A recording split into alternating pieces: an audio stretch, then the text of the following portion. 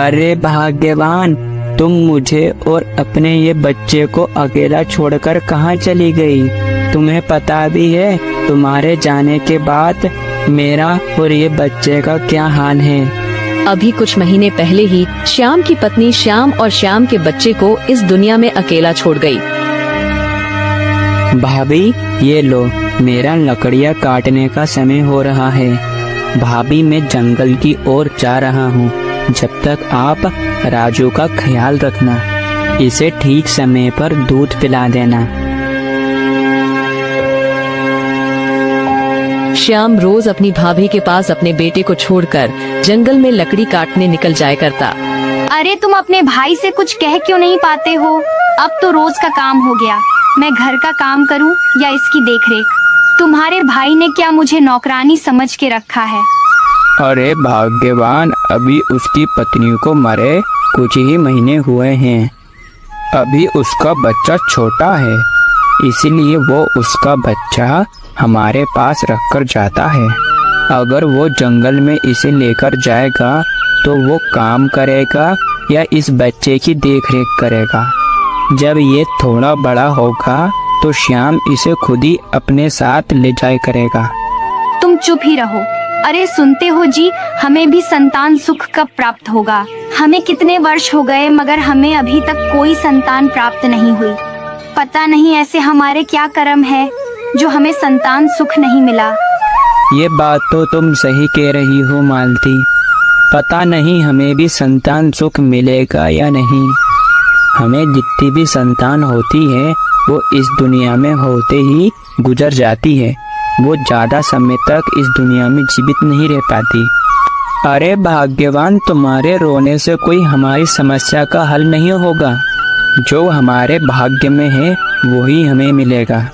मगर हमें संतान हो या ना हो, ये मेरे छोटे भाई का बेटा है और यही हमारी संतान है भाग्यवान। क्या कहा तुमने? तुम्हारा दिमाग ठिकाने पर तो है? ये कोई हमारी संतान नहीं है, ये तुम्हारे छोटे भाई की संतान है। ये कोई हमारे बुढ़ापे की लाठी नहीं बनेगा। तुमने वो कहावत सुनी है ना कि घी तो अपनी थाली में ही गिरता है, इसी प्रकार वो हमारा नहीं, तुम्हारे छोटे भाई का बेटा है। वो उसी के ही बुढ़ापे की लाठी बनेगा। मालती, तुम भी ना, पता नहीं तुम कैसी कैसी बातें करती हो। मैं सच कह रही हूँ, भले अभी तुम्हें मेरी बातें यूं ही लग रही हैं, मगर तुम देखना, जब हिस्से बांटे का समय आएगा ना तो हमें केवल एक ही हिस्सा मिलेगा और श्याम को 2 हिस्से, क्योंकि उसका ये बेटा है और हमारे बाद तो हमारे पीछे कोई भी नहीं है। हाँ, मगर भाग्यवान की ये बात में तो दम है। मेरा तो कोई वारिस भी नहीं है। इसका मतलब पूरी संपत्ति का मालिक ये बच्चा है। नहीं मालती, नहीं, ऐसा मैं हरगिज नहीं होने दूंगा। तुम्हारे होने नहीं होने देने से कुछ फर्क नहीं पड़ेगा। जब तक ये बच्चा है, जब तक जमीन जायदाद का मालिक यही बनेगा, ठीक है? इसका मतलब कलेश की जड़ ये बच्चा है। मैं इस बच्चे को ही मिटा दूंगा। हरि और मालती की कोई संतान नहीं थी, जिसकी वजह से वो श्याम के बच्चे से बहुत जलते थे।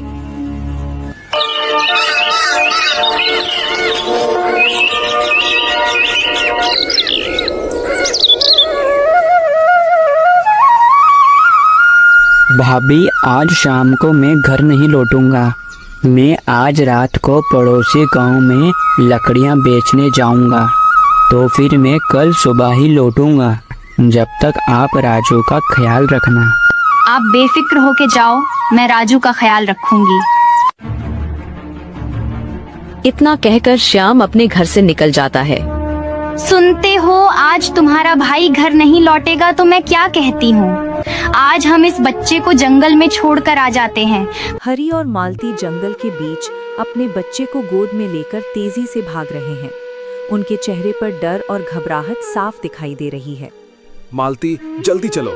मुझे ऐसा लग रहा है कि हमारे पीछे डाकू या कोई खतरनाक जंगली जानवर पड़ जाए। अगर उन्होंने हमें पकड़ लिया तो इस मासूम बच्चे की तो अब हम क्या करें जी?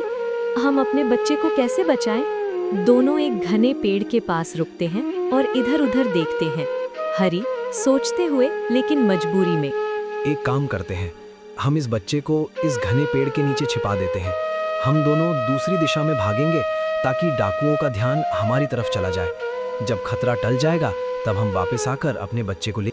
मालती आंखों में आंसू लेकर, ठीक है जी, भगवान इस मासूम की रक्षा करें। वे बच्चे को पेड़ के नीचे सुरक्षित जगह पर रखते हैं और खुद मजबूरी में वहां से दूर भाग जाते हैं। अपने बच्चे की जान बचाने के लिए हरी और मालती ने उसे उस घने पेड़ के नीचे छिपा दिया और खुद डाकुओं का ध्यान भटकाने के लिए दूसरी दिशा में चले गए। तब होते लेकिन हुए तभी वहां ऊपर एक बैठा भला एक बंदर आया। देखता है। उसने देखा कि ये मासूम बच्चा जंगल में बिल्कुल अकेला है। अरे राम राम राम, ये दोनों ये छोटे से बच्चे को ये जंगल में क्यों छोड़कर जा रहे हैं? और मेरे तो कुछ समझ में नहीं आ रहा है। और यहाँ पर तो शेर के दौड़ने की आवाज भी आ रही है। अगर ये बच्चा ज्यादा समय तक ऐसा रहा तो शेर इसे अपना शिकार बना लेगा। एक काम करता हूँ, इसे मैं अपने साथ घर ले जाता हूँ।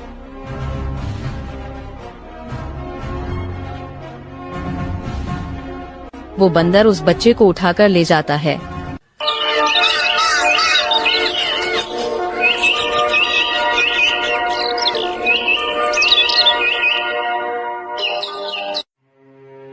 सुनिए जी, मुझे लगता है अभी तक राजू को शेर अपना शिकार बना चुका होगा। तुमने सही कहा मालती, और ठीक मैंने तुम्हें जो समझाया है, शाम आए तो ठीक वैसे ही कहना।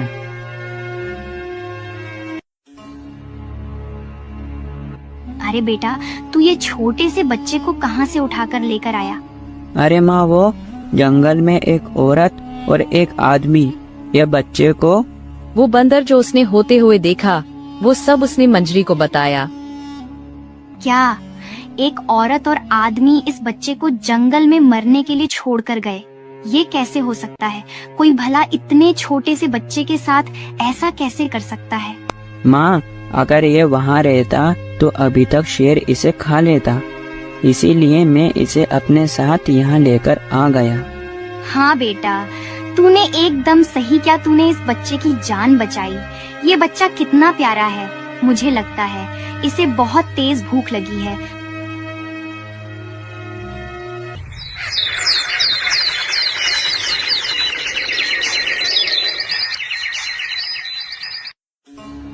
अगले दिन सुबह श्याम अपने घर की ओर आता है। भाभी, राजू कहाँ है? और तुम दोनों इतने उदास क्यों लग रहे हो? अब तुझे क्या बताऊं श्याम, मुझे तो ये बात कहने से ही डर लग रहा है। कहो भैया, ऐसी क्या बात है? अरे श्याम, कल तेरे जाने के बाद हम दोनों जंगल की ओर मिट्टी लेने गए थे। श्याम, जब तक हम दोनों मिट्टी खोद रहे थे तो हमने राजू को एक पेड़ के नीचे रख दिया। श्याम, इतने ही बीच में एक शेर आया और राजू को वहां से उठाकर ले गया। क्या क्या भैया, आप ये क्या कह रहे हो? राजू को शेर उठाकर ले गया? मगर अब राजू कहाँ है? अभी तक राजू का कोई अता पता नहीं है। हमने कल देर रात तक राजू को ढूंढा, मगर हमें राजू कहीं नहीं मिला। जब से ही तेरी भाभी का रो रो कर बुरा हाल है। हरि के कहते ही श्याम जंगल की ओर निकल जाता है और अपने बेटे राजू को राजू कहकर पुकारता है। राजू, ओ राजू, राजू बेटा, मेरी आवाज तू सुन पा रहा है क्या? राजू, ओ राजू। मगर उसे राजू कहीं नहीं दिखता है। भाग्यवान, ये क्या हो गया? मैं कितना बड़ा लापरवाह हूँ जो मैं अपने बच्चे का ठीक से ख्याल नहीं रख पाया। भाग्यवान, मुझे पता नहीं है कि राजू मुझे छोड़कर कहाँ चला गया। मैंने उसे जंगल में खूब ढूंढा, मगर वो मुझे नहीं मिला। भाग्यवान, राजू जहाँ कहीं भी हो तुम उसका ख्याल रखना। पता नहीं मेरा राजू अब जिंदा भी है या नहीं। रामू का रो रो कर बुरा हाल हो गया था।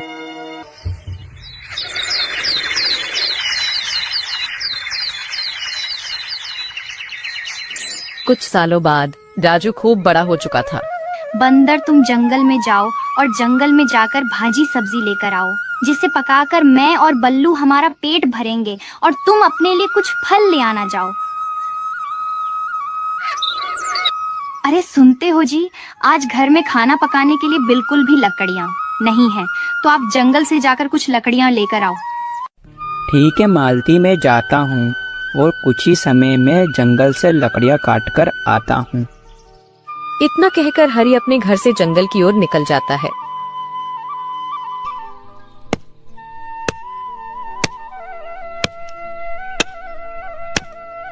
चलो, आज समय रहते मैंने ढेर सारी लकड़ियाँ काट दी, मगर इतनी धूप में काम करते करते अब मुझे बहुत तेज प्यास लग रही है।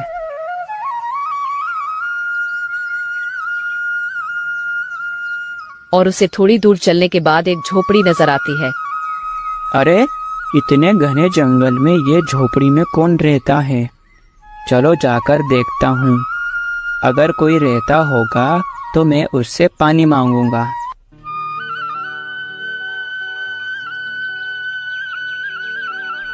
अरे बेटा, थोड़ा सा पानी मिलेगा क्या? मैं यहीं लकड़ियाँ काटने आया था, मुझे बहुत तेज प्यास लगी तो मैंने तुम्हारी ये झोपड़ी देखी तो मैं यहाँ चला आया। ठीक है, मैं अभी आपके लिए पानी लेकर आता हूँ। अरे बेटा, इतने घने जंगल में तुम अकेले रहते हो क्या? नहीं, मैं अपनी माँ के साथ रहता हूँ। मगर मुझे तुम्हारी माँ कहीं दिखाई नहीं दे रही। माँ अभी अंदर कुछ काम कर रही है।